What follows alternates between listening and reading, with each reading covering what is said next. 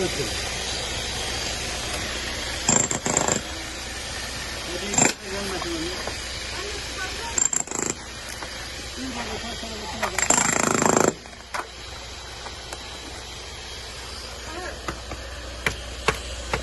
İçinde mi?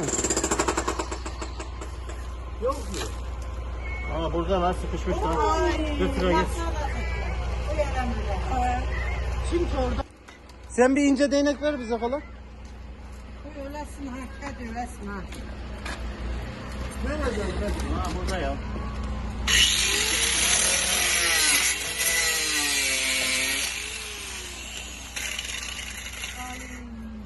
Al kardeş. Ha burada ya. Ama yakırma yazık ha. Ya böyle şurada mı kesemez misiniz zaten ayırıp alsanız? Kuyruğu burada da. Metin abi. Ya Rabbim tövbe.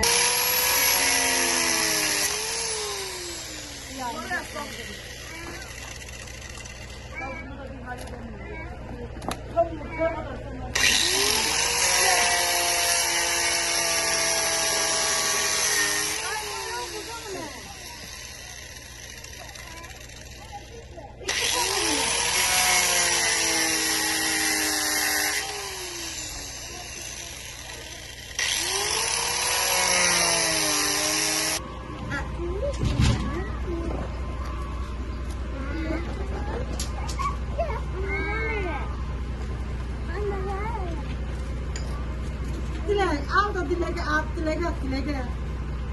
Dilek böyle hayvan sever. Uş. Anne vicdan olan zaten bunu Bu yerler böyle. ben dayanamadım artık. Ama oyun ay. Abi kuyruğu kapar ya. Bu öyle böyle, bu öyle böyle. Vay yavrum, vay yavrum, vay yavrum. Ha besme, ha besme. Anne bu yeni doğumlu. Kız bu sizin oradaydı da. Yavrum hanım. Oy ölürüm ha. Kiminmiş bilmiyorum.